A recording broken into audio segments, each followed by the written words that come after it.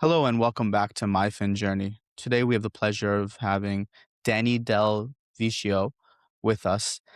Danny specializes in building out content systems for founders who want visibility that drives revenue. Danny, welcome to this episode. Thank you so much for having me, Mustafa. Excited to be here. It's our pleasure. So when we talk about, content systems, what exactly does that mean, Danny? Sure. Essentially, there's two things that most people want when they start to put themselves out there online and onto social media, right? Whether that be LinkedIn, Instagram, Facebook, TikTok, any platform, right? They want to become more visible. And they want to become more visible and more recognizable in their space. Dare I use the word thought leader? That's a big thing that people on LinkedIn like to use. But they want to be recognizable in their space. They're looking for visibility. And the reason that they want that visibility is because they want to drive more people to their business. They want more clients, they want more customers. And that is the whole reason that people show up online. And in order to be able to do that, you need to be able to put out content consistently. And the only way to be able to consistently put out the volume and the quality of content to help you get that visibility that drives more people to your business is to have a system that helps you to consistently get out that content. It's very interesting when you say that, right? Danny, you mentioned the idea of a thought leader. You alluded to LinkedIn. Does the idea of visibility and marketing and positioning yourself, is that different on different platforms? Ultimately, the goal is the same. The nuances of the platform may be different, but everybody is still looking for the same thing: visibility so that they can attract more business. Now, like I said, are there differences between platform? Yes, obviously there are. LinkedIn uh, is going to read a little bit different on the types of content that you put versus the stuff that you put on Instagram, which is going to read a little bit different than the stuff that you put on YouTube. So ultimately, what you need to do is you need to make sure that number one is you have your audience dialed in and you understand who that audience is. And when you have your audience dialed in, you understand where they're hanging out. Where are they spending their time? Like, are they spending their time on LinkedIn? Are they spending their time on TikTok? Right. So for me, the majority of my audience is B2B companies, right? So the majority of my audience is spending time on LinkedIn, hence why LinkedIn is my primary platform. Now, my buddy Andreas, he has a company that helps high school students prepare to get into Ivy League colleges. Well, where is he finding high school students? Well, they're on TikTok. So he focuses the majority of his content creation efforts on TikTok. Now, secondarily, he knows that the parents of those students are on Instagram and they want their kids to get into the Ivy League schools as well. So he is putting his content on Instagram. That's his second platform. Now, for me, where else are the B2B companies hanging out? YouTube. They're watching more. They want to get a little bit deeper. They want to learn a little bit more about you. They want to get a little bit more in-depth content. So my secondary platform after LinkedIn, my next platform from there is YouTube. So it's all about understanding who your people are. And once you have a good idea of who your people are, then you know where to put your efforts into. Because everybody tells you, oh, you should be on multiple platforms and all this. You should be omnipresent. You should be omnipresent, correct, right? That's the multi-channel, whatever you want to call it, right? And depending on what your business looks like, if you have a team or you can build yourself a content team, whether that be internal content team or whether you're bringing people in from the outside, then sure, you could be omnipresent on every single platform. But if you are a single solo operator in your business, you need to prioritize. You need to pick the one that's going to give you the most return on your investment. And that's where you're going to put the most of that's where you're going to put most of your time and effort into. And you could still distribute your content out across the other platforms, but you're just not going to you can't spend the time that you're spending on every single platform. Like you need to pick one that is going to provide the best ROI and focus your efforts there. Danny, I'm really appreciating this conversation. And I want to say that if you're listening to this episode and you're finding value, hit the like button, hit the subscribe button, and share it with a friend. Because Danny is basically presenting two alternatives. Option one is, pick one or two platforms that resonate with your audience and go really deep there. And option two is have a more omnipresent channel approach where you're on every platform. But I guess, Danny, the question that I have for you is sometimes a lot of people don't have that clarity. They don't really know who their audience is per se. They don't really like the idea of having an avatar, having a very well defined person. Because, like, for me, in theory, I run a private real estate investment firm. I help people make money. Who wants to make money? Everyone. And you just stop there. Instead of really drilling down to say, who is the actual person that I can help? I need to be hyper specific. That way I can be more efficient in helping people. So when you talk to founders, help us understand, or people in general, help us understand the type of founder that you talk to that doesn't have a clear, ideal client profile, an ICP, and help us understand how you go through that journey of helping that busy founder identify their ideal clients and then ultimately build out a strategy to effectively build out that content system for that busy founder. Yeah, sure. And typically that ideal client ends up being a former version of yourself. And I'll give you a really good example. So, one of my best long term clients, her name is Mel, and she is a career coach on LinkedIn. And I don't think that there is anything more saturated than being a career coach on LinkedIn. Maybe a recruiter on LinkedIn is A like, or a LinkedIn coach leadership on coach. LinkedIn is Yeah, quite saturated.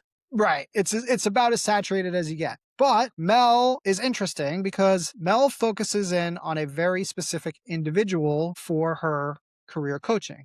She focuses on employees of big tech, mainly Amazon. And not only that, but like she focuses on people that work for big tech that weren't necessarily in tech roles. She focuses on people that were in marketing roles or in project management roles. And because she speaks directly to these people from Amazon, who right now, what's happening in Amazon? Well, there's a ton of layoffs, which essentially means that people are scared for their jobs or people have already lost their job and they are looking for their next opportunity. And when they hear somebody who is speaking directly to an L6 or an L7 at Amazon, they understand that this is the person, this is the right person that is going to help them be able to tell their story so that they can get their next opportunity. So this is the way that you niche down, is to look at the former version of yourself, because that's the person that you can best help get to where they want to be. So for me, like I'm a former sales guy. Do you know how many former sales guys want to turn into coaches or want to turn into consultants? Lots. So I can focus my efforts on those. Hey, if you're a former sales guy who used to, who wants to create content, right? And wants to start building their own business, like that could be a good target market for me, right? So I think it's a matter of just kind of understanding who it is that, like, again, this former version of yourself, or just who's been the best person that you could work with. Like, if you had one client that you can clone and have like that, and every single one of your clients could be that person, who's that? And what is it about them? And then just focus on people like that. I love that, Danny, because you've given us two different ways to look at the same problem or opportunity. One was to look back and see who you were in the previous life as you were, growing, developing, changing. You're now better than you were before. So you can look back and you can sell to that person who was maybe 2 or 3 steps behind where you are currently. Or you can look at who your ideal customer is right now, who you work with that you enjoy working with, and just replicate that. But I guess, Danny, ultimately, the assumption is that you have clients, or the assumption is that you've grown enough to be able to look back. What if that isn't true? Maybe you're just starting out. Maybe, you've tried a couple different things over the years and you haven't necessarily made it yet. You haven't necessarily seen proof of concept to be able to double down. What is your feedback and advice for that person? Because it feels Yeah. like there are those 18 to 24-year-olds who are graduating college, creating online content and going viral, and then creating a business based off of their virality rather than having some core competency and then creating content around that. Yeah, the 18 to 24-year-old is an interesting situation, and it's not my specialty really. I'm focusing on people more who have had a career and are looking to get out of that career and pursue becoming an entrepreneur. And I'll speak to those people first. For those people, they're new in their business, but they're still an expert at what it is that they do. And they can draw from previous experiences in their career. So let's use the example as of a sales director. If somebody was a sales director or a sales manager, they understand how to lead a sales team, but they're brand new and now they're trying to find a consulting gig or they're trying to find a coaching gig as a sales coach. Um, and basically, what they're doing is they can talk about the clients that they've worked with and help deliver results for those clients because they've done it in the past. They were just wearing a different uniform essentially. Now, this group of 18 to 24-year-olds, let's address this one. There's a big difference between 18 and 24, obviously, right? So 24 has 6 years life experience. I mean, that's 25% more life experience, right, than somebody who's 18, right?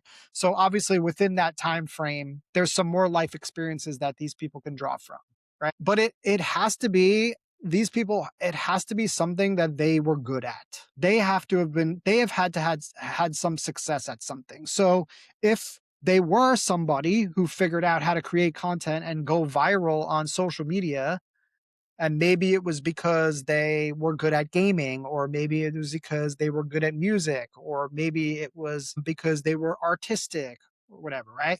They have some different skill set that allowed them to go viral on social media. Well, now that they've gone viral on social media, they can now help people who are similar, who have that same skill set that they have, and teach them how to put their work on social media or whatever it is, right?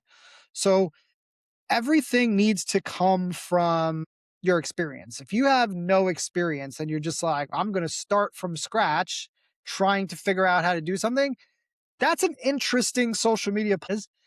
And you can follow along on my journey as I figure this thing out on my own. And you're building in public. That is the way that you start when you are like 18 to 24 and have no skills and are trying to figure out what you can do.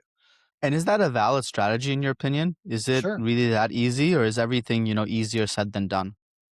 Well, everything is easy, of course, easier said than done. I mean, most people are not, let's say, disciplined enough to take the massive action that they need to take to consistently do what they need to do to grow a business. Most people are more conditioned and to find a job and take the traditional path and get promoted and that kind of thing. But for the people that have the drive and the discipline and the people that are really obsessed with a goal and are going to do everything that they can to make sure that they hit it, great.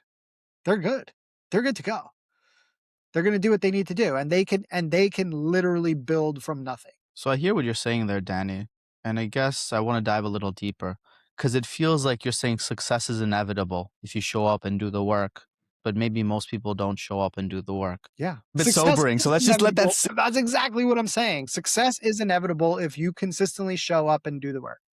I mean, if you said to me right now, Danny, I want to go viral and I want to get into content, and you're 18 years old, I would tell you, okay, cool. Well, just post 10 videos a day and figure out how to go viral. 10 And videos on what? That on would be the Instagram response, or I feel. TikTok or whatever platform that they remember. Who do they want to work with, right? They want to work with Yeah. other people their age. So go ahead. Or I want to teach people how to do music on TikTok, whatever it is.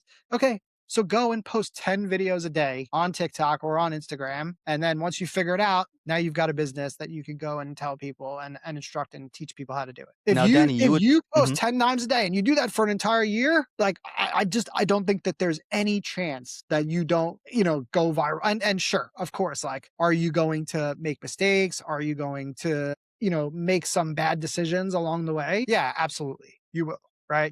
Everybody makes mistakes. Everybody makes bad decisions. Not every single post is going to be a winner. You're going to have to also live with the fact that you're going to have posts that do 50 views versus posts that do 5 million, right? So I think that there's like a level of resilience that you need to have where, like, right now, I decided to start an Instagram account from zero. And like, I'm posting videos and I get about 300 views on a video and I have 45 followers. It's hard, man. It's hard when I'm somebody that's used to posting on LinkedIn to my 27,000 followers. It's hard to be consistent and show up when it's like the reward isn't there yet. But I know that if I continue to post the 2, 3 videos a day that I've been trying to get out there on Instagram and I really make a commitment to it, by the end of the year, maybe I'll have 5,000 followers, maybe I'll have 10,000 followers, maybe I'll have 50,000 or 100,000. Who knows? That's But awesome. And you Danny, got to what's your commit to it. Instagram handle? Just for the Oh, it's listener. at content on easy mode,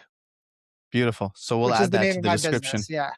So at content on easy mode, come check me out. I got 45 followers right now. So I can use all the followers I can get. So if you're interested in learning how to make money from content, that page is for you. He's low key desperate for you to join him. You'll be one of the I'm not first low key 50 people. desperate at all. I know if I'm I'm messing going with to you. make money. Success I'm is going to make money. inevitable. You can be an early adopter, you can be an early follower. And more than anything, you can kind of understand the type of content he's creating is to create genuine value for people so that people can ultimately monetize off of that value. That's it. Like I have I was again, I was a 20-year sales guy. My career was going very well. I had been promoted twice in 2 years. I was running a team of 60 people. My company got acquired. I lost my job. I had to start from scratch back as like an entry level sales rep. I was in a really bad place financially, bad place mentally, bad place physically. And content was the thing that turned it all around. I started making content on Instagram. I started a podcast, and that's how I met mentors. That's how I met friends and peers. And that's where I learned everything that I needed to learn to grow the business that I have been working on for the past 3.5 to 4 years now, which is content on easy mode, and which is, originally was a consulting business and then it turned into an agency. Then it has now morphed into a software company as well. And I have made 7 figures in the 4 years that I've been doing this. And it's all been from organic content. I haven't spent a single dime on ads. Majority of it has come through LinkedIn. Pretty much, I would say 5% of my clients have come through LinkedIn or referrals from people that I connected with through LinkedIn. It's possible. It's possible. People can do it. It's just, but again, it's been like 5 years that I have been posting on social media every single day without a miss. So the So success is inevitable. let's It's just dive a like little deeper. Yeah. Let's dive a little deeper, Dan, because I want to understand from your perspective. Like 7 years ago, you were probably in that sales role. Did you think it was possible to create this much value online back in the day? no, no. So what is it that kind of shattered your expectations or made you think, hey, this is where I Yeah. should be spending time?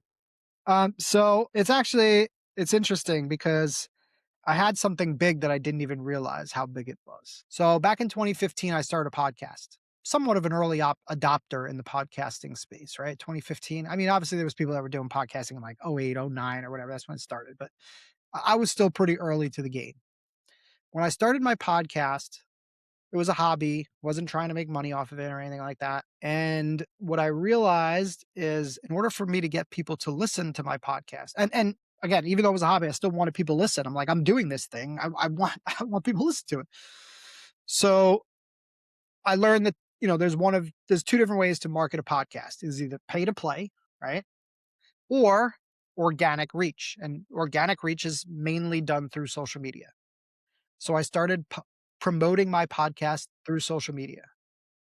And my little podcast got 30,000 followers on across different social media platforms. And we got 500,000 listeners to the Good for podcast. you. This is again back in like 2016. I was probably like when we finished doing it. And then at the time, so I didn't even realize the type of audience I had at the time. And I didn't know about all the other ways that I could have monetized my podcast. I just thought there was one way to monetize a podcast, sponsorship. And based upon like what the podcast was about, I just didn't feel like I should be doing like a sponsorship play.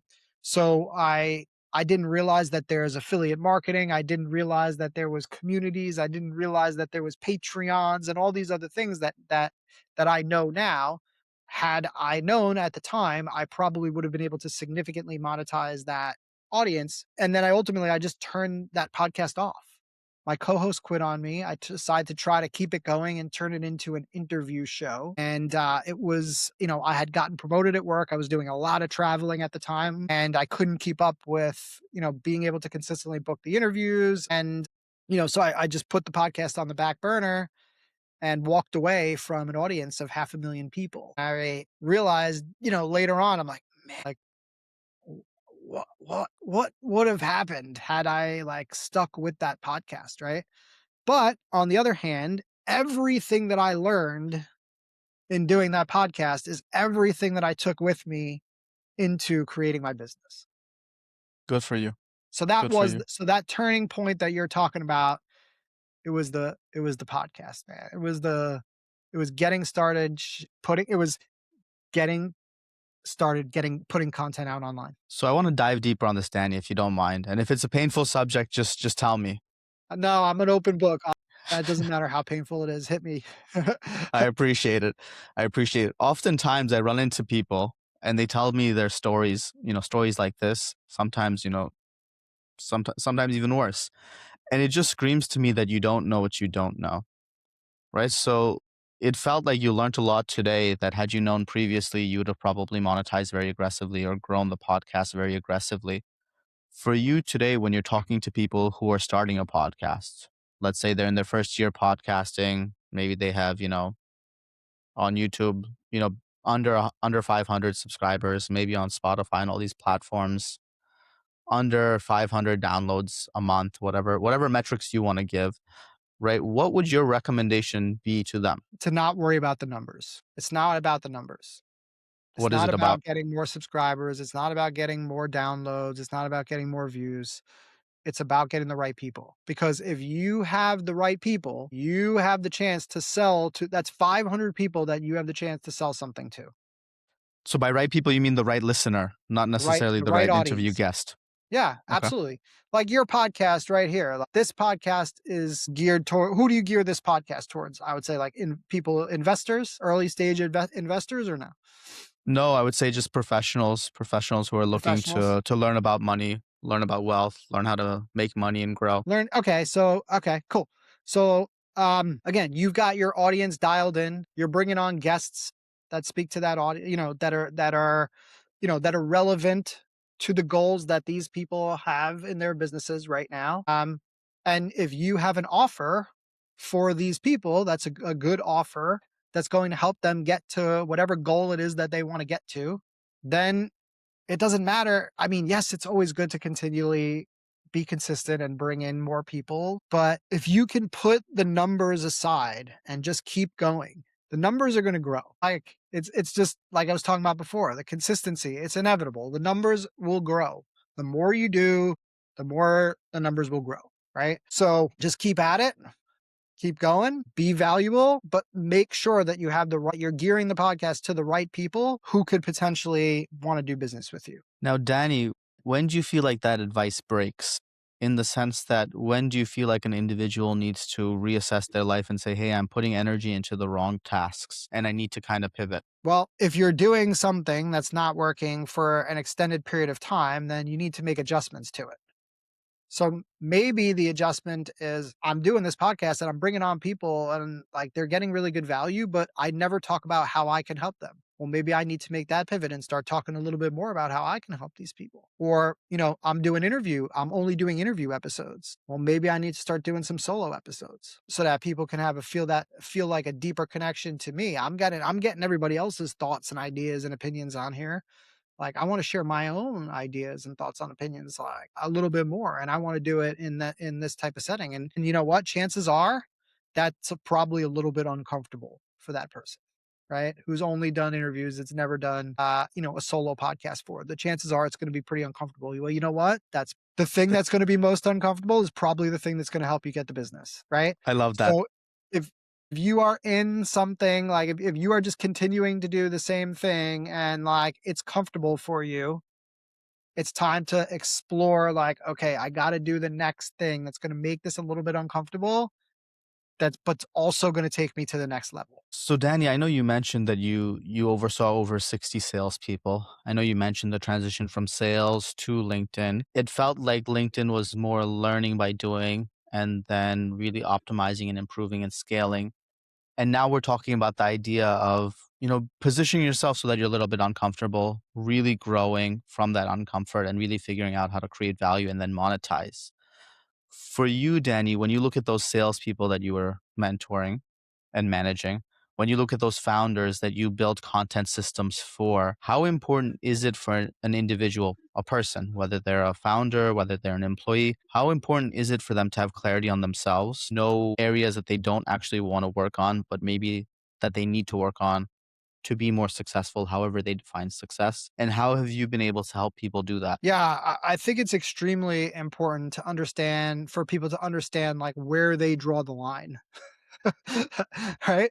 There are things that you can do that would be very uncomfortable for you. And there are some things that like they might be so uncomfortable for you that it's not worth it for you to do that thing because you are going to make yourself really stressed out and you're like to the point where you could practically make yourself physically sick because you feel like I need to do this thing. That's one. The other thing is like if you really want to get over the hump on something that you want to do and it's uncomfortable, the best thing that you could do is hire a coach. Hire a coach to get you to where like somebody that can hold you accountable, somebody that can teach you, somebody that can mentor you. And it doesn't like I said, maybe it's not a coach, maybe it's the better word is mentor, right? Hire a mentor to get you where you want to go. I just was looking at a post from somebody on LinkedIn and somebody that I've been following for years, like since I first jumped on the LinkedIn platform. And she just hit 500,000 followers on Instagram. And she had 900 followers on Instagram. And she just hit 500,000. And she was in 14 months. Good for She her. went she went from 900 to 500,000. Right. And she's like, I had been doing Instagram for 6 months and I had no idea what the hell I was doing and I was screwing it up and it was stressing me out. And then I hired this guy. We put the plan together. We worked on this together. And look what happened. 14 months later, I got 500,000 people in my net. And for you as like somebody who specializes in building content systems, are results like that abnormal? Or is it just about having the right team? Well, absolutely. It's not abnormal at all. I mean, it depends on the person, right? It depends on the industry or the uh and it depends on the person's goals too. Because let me tell you something. I don't know honestly I don't know what kind of revenue she brought in that period of time, Which is an but important question, but we'll I we'll we'll will skip that. guarantee you I will guarantee you that one of my clients brought in more, okay? Good for you. Because I know how much he made. I know how much he made in the last year, and I'm sure that he did more money than she did based upon what his business is and everything like that, right? And was he also on Instagram or no? Yeah, he's on Instagram, TikTok, Facebook, LinkedIn. He's on every platform. Okay.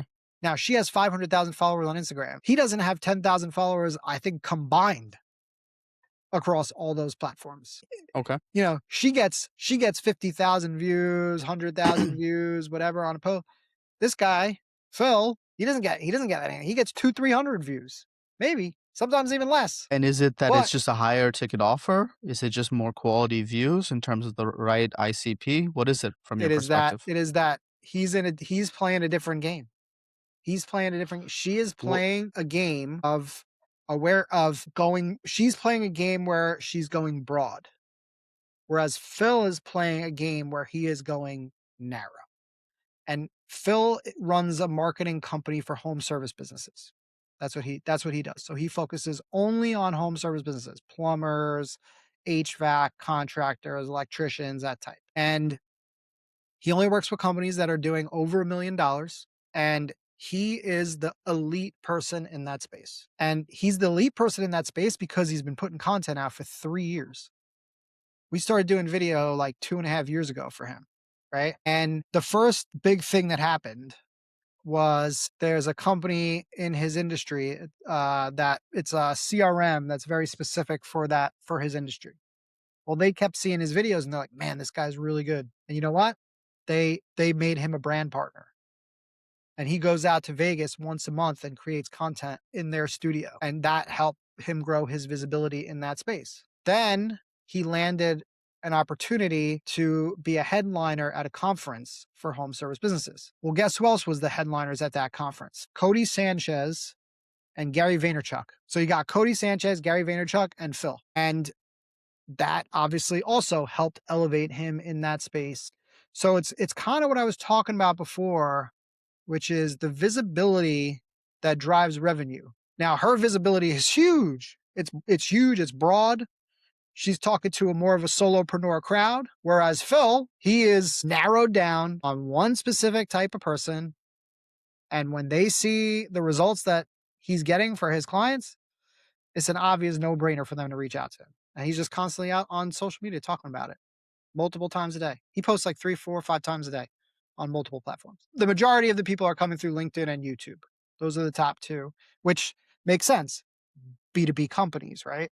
So, well, his companies, I guess B2C are more a little bit more B2C, but those are the two platforms that he's had the most success on. Danny, I feel like we could continue the conversation. We could dive so much deeper on this topic, but I want to be respectful of your time and the audience's time. I want to try to keep things high level and say, from your perspective, Sure. people don't have the content experience that you have. They're not necessarily running their own Instagram the way you run it, or have run a podcast the way you've run it. They haven't worked with founders to the degree that you've worked with founders. They haven't worked with sales teams the way you've worked with sales teams. Suffice to say, they have a very different skill set. For you, or for me at least, it feels like most people choose option A when option B is where the money is. It feels like most people go after virality when they need to be looking at like quality of engagement, if that makes sense. Why do you agree with that assessment? And if so, why do you think that that is the reality?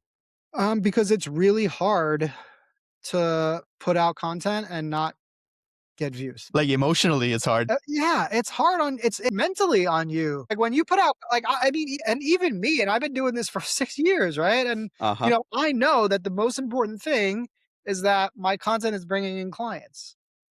But like, is it frustrating when with my 27,000 followers on LinkedIn and I only get 400 views on a post? I'm like, man, I'm like, what did I do wrong? Like, what, like, but if that 400 views gets 10 people to my profile, and It's now huge.